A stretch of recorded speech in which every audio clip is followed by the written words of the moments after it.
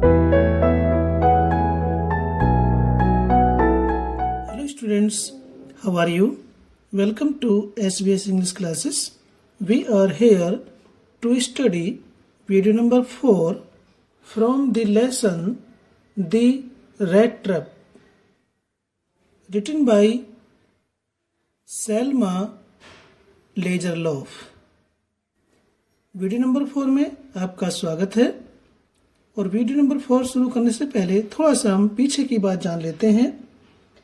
जब चूहेदान विक्रेता पैसे चुरा करके जंगलों की ओर बचने के लिए जाता है तो वह घने जंगल में फंस जाता है और सारा जंगल अपने तने और शाखाओं, अपनी झाड़ियों और पड़े हुए लट्ठों सहित उस पर बंद हो गया, जैसे वह ऐसी जेल के समान हो जिससे बाहर आना असंभव हो और वह उससे बचकर भाग नहीं सकता। वहां से निकलना उसके लिए असंभव हो गया। वह परेशानी में फंस गया और एक तरह से वह भी समस्या में अपने आप को फंसा हुआ पाता है। फिर आगे जंगल में जब वो फंसा हुआ है, कैद है, तो किस प्रकार से आगे घटना घटती है, आइए शुरू करते हैं। इट वॉज लेट इन दिसंबर। यह दिसंबर का अंतिम समय था। मीन्स दिसंबर के अंत के मुश्किल से 2-4 दिन होंगे। Darkness was already descending over the forest. Darkness अंधेरा was already पहले से ही descending over means छाया हुआ था the forest जंगल पर। अंधेरा जंगल में पहले से ही छाया हुआ था। This यानी कि खूब अंधकार हो रहा था जंगल में जहां चूहेदान विक्रेता घूम रहा था। This increased the danger. इस अंधेरे ने, जंगल में छाए हुए अंधेरे ने खतरा बढ़ा दिया था। इंक्रीज्ड मीन्स बढ़ा दिया था। द डेंजर खतरा। And increased also his gloom and despair. और उस अंधकार ने, जंगल में छाए हुए अंधकार ने इंक्रीज्ड बढ़ा दिया था।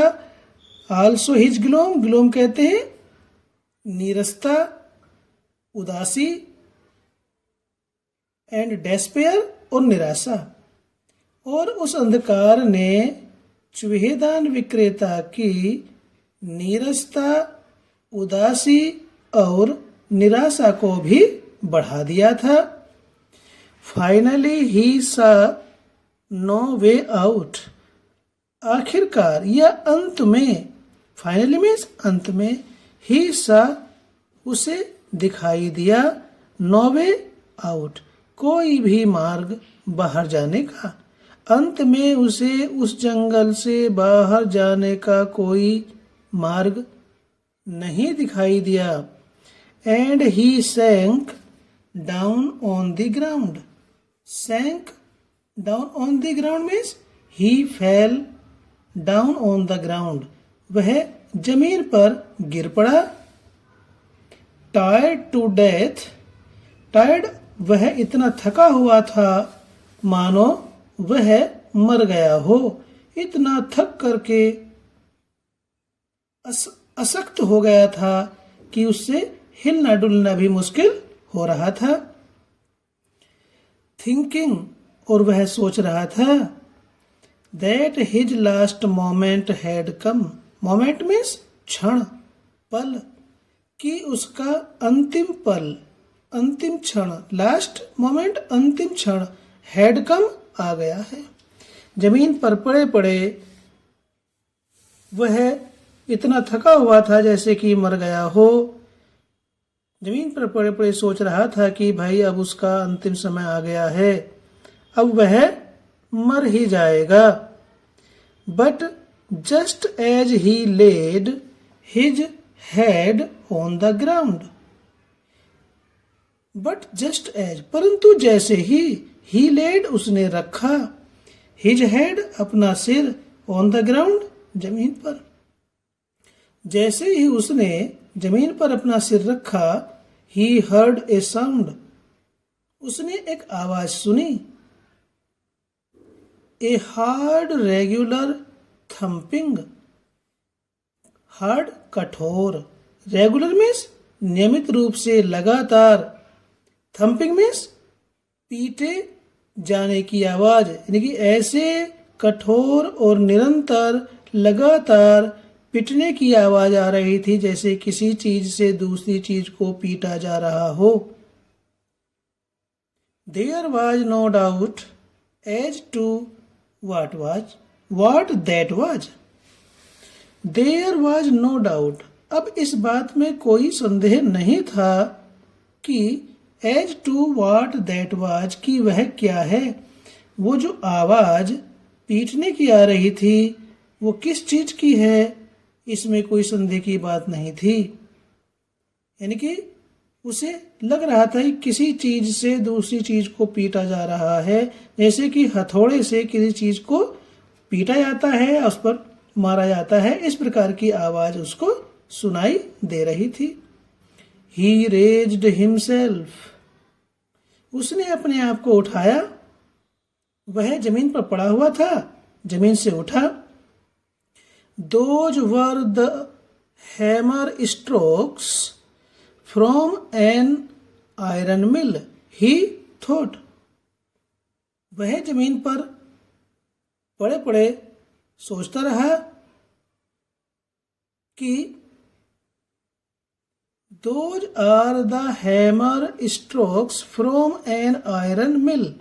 Iron mill means लोहे के कारखाने में वे जो पीटने की आवाज आ रही हैं, those वे लोहे के कारखाने में हथौड़े के प्रहार हैं, हथौड़े के मार हैं, अर्थात लोहे के कारखाने में हथौड़े से किसी चीज को पीटा जा रहा है, ऐसा उसने सोचा.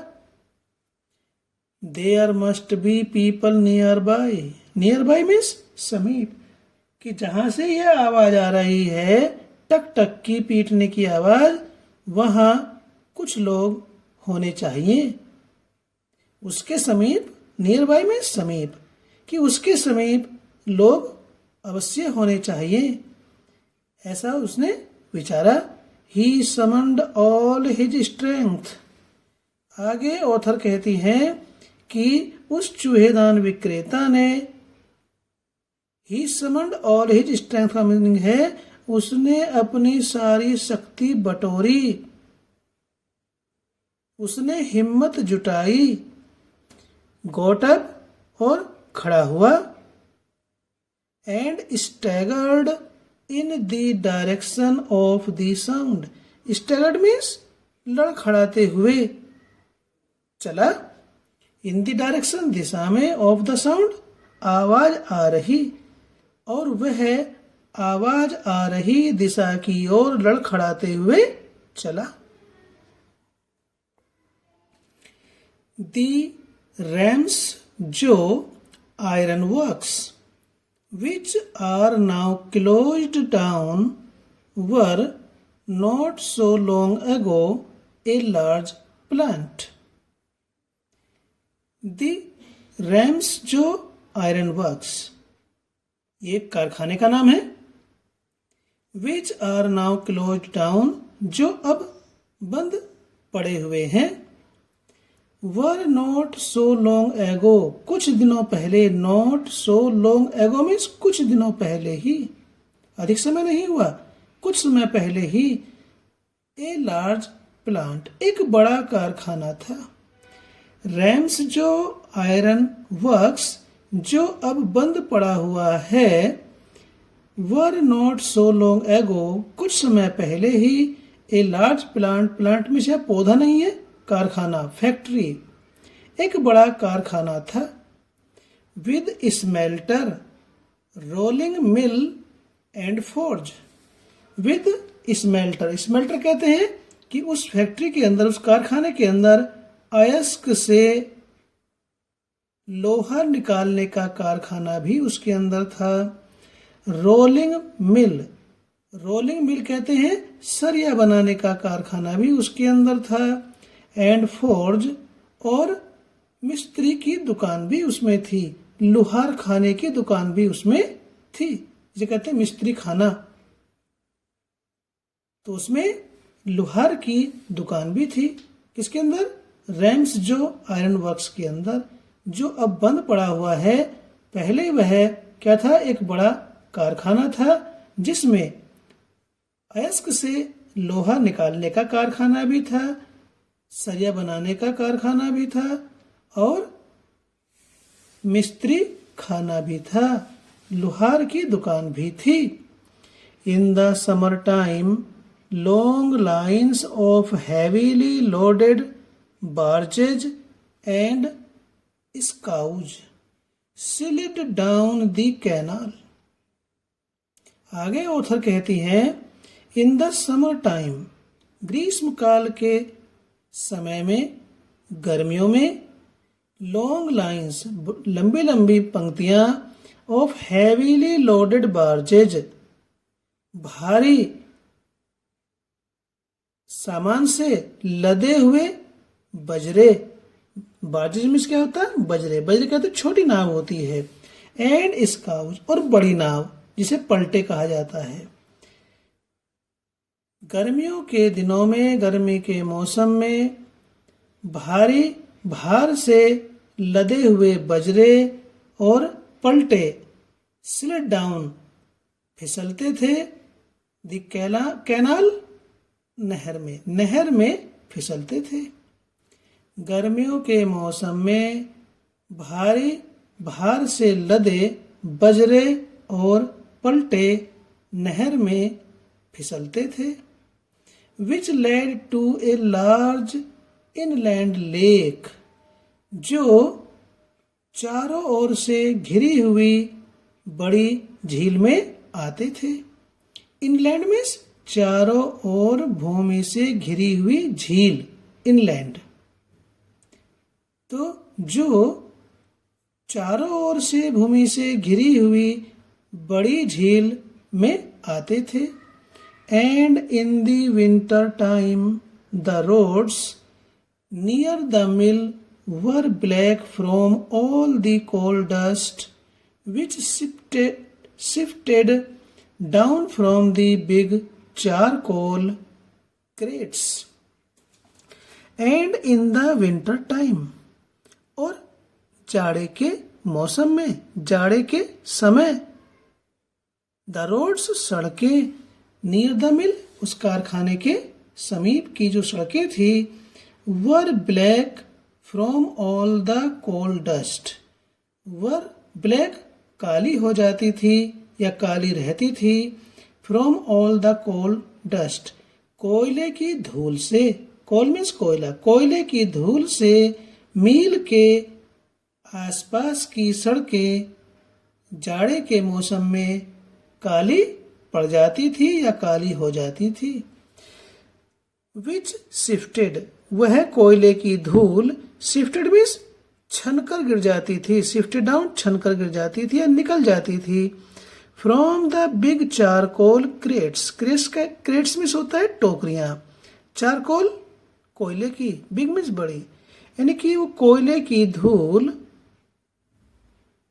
कोयले की बड़ी बड़ी टोकरियों से नीचे छनकर गिर जाती थी, जिससे मील के कारखाने के पास की सड़कें काली, कोयले की काली धूल से काली पड़ जाती थी, कोयले की धूल से काली पड़ जाती थी। During one of the long dark evenings just before Christmas, the master Smith and his helper sat in the dark forge near the furnace, waiting for the pig iron, which had been put in the fire to be ready to put on the anvil. During one of the long dark evenings just before Christmas, Isa Masih के जन्मदिन से पहले या Christmas के ठीक पहले लंबी अंधेरी संध्याओं में से एक के दौरान या के समय द मास्टर यानी कि क्रिसमस से ठीक पहले लंबी अंधेरी संध्याओं में से एक में द मास्टर स्मिथ लोहार मिस्त्री एंड हिज हेल्पर और उसका सहायक सेट बैठे हुए थे इन द डार्क बार्ज अंधेरे लोहे के कारखाने में, अंधेरे लोहे की दुकान में, नियर द फर्नेस भट्टी के पास, फर्नेस कहते हैं भट्टी को, waiting for the pig iron और कच्चे लोहे की, पिग आयरन कहते हैं कच्चा लोहा, और कच्चे लोहे की प्रतीक्षा कर रहे थे। क्रिसमस से ठीक पहले लंबी अंधेरी संध्याओं में से एक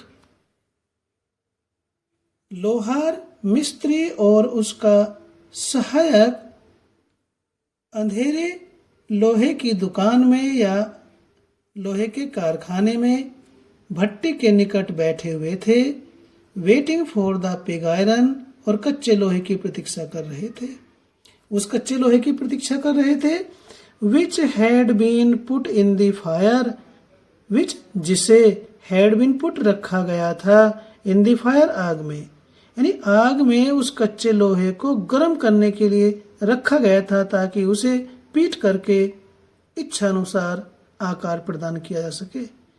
तो वह कच्चा लोहा आग में रखा गया था गर्म करने के लिए, टू बी रेडी तैयार था, to put on the anvil, anvil कहते हैं अरहण अरहण या निहाई, यानी कि वह लोहे का मोटा ब्लॉक या टुकड़ा जिस पर लोहे को रख करके घन या हथौड़े से मारा जाता है या पीटा जाता है, उसे एनविल कहते हैं। निहाई, निहाई या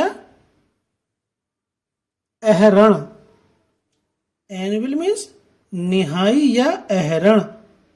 जैसा हमने बताया कि लोहे का मोटा एक पीस होता है, टुकड़ा होता है, ब्लॉक सा होता है, उस पर रख करके गर्म लोहे को हथौड़े या घन से पीटा जाता है। तो वह गर्म लोहा निहाई पर रखे जाने के लिए तैयार था।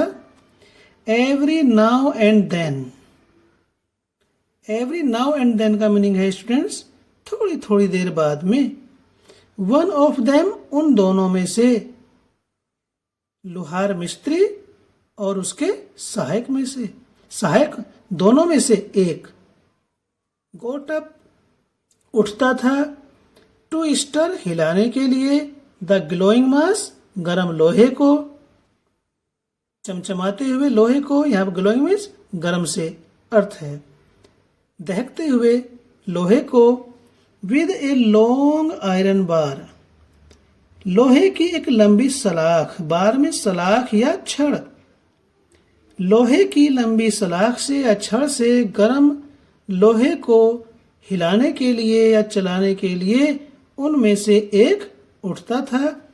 एवरी नाउ एंड देन थोड़ी थोड़ी देर बाद में, returning in a few moments और कुछ क्षणों के बाद लौट आता था।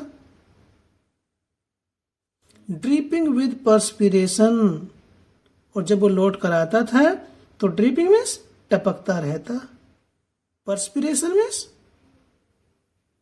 पसीना या पसीने की बूंद, और उसके शरीर से पसीने की बूंद टपकती रहती। दो एज वाज कस्टम, दो यद्यपि, एज वाज कस्टम जैसा कि रीति रिवाज था या रीति रिवाज के अनुसार, ही वोर nothing but a long shirt and a pair of wooden shoes. He wore nothing. उसने कुछ भी नहीं पहन रखा था. But सिवाय, यहाँ but का मीनिंग परंतु नहीं, सिवाय. A long shirt, एक लंबी कमीज, and a pair of wooden shoes, और लकड़ी के बने एक जोड़ी जूतों के. दो यद्यपि एज वाज कस्टम, जैसा कि रीति रिवाज था या रीति के अनुसार, उसने ही वोर नथिंग, उसने कुछ भी नहीं पहन रखा था सिवाय एक लंबी कमीज और लकड़ी के एक जोड़ी जूतों के. तो स्टूडेंट्स, इस वीडियो को यहीं पर समाप्त करते हैं. फिर मिलते हैं आपसे वीडियो नंबर 5 में इसी लेसन की. और चलने से पहले आपको रिमाइंड कराते हैं कि यदि वीडियो आपको पसंद आई तो लाइक कीजिए, और चैनल को यदि आपने अभी तक सब्सक्राइब नहीं किया तो सब्सक्राइब करें, ताकि आपके लेसन की आने वाली वीडियोज का नोटिफिकेशंस आपको मिलता रहे और आपकी स्टडी कंटिन्यू रहे. फिर मिलते हैं आपसे इसी लेसन की वीडियो नंबर 5 में. Till then take care, bye bye.